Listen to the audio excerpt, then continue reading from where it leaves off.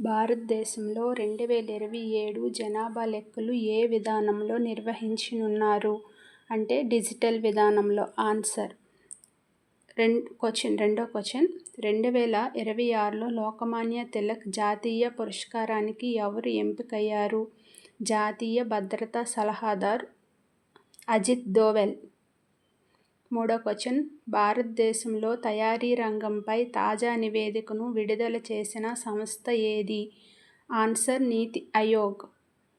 నాలుగో క్వశ్చన్ 2026లో భారతదేశం ఎన్ని సంవత్సరాల స్వాతంత్ర్యాన్ని జరుపుకుంటుంది?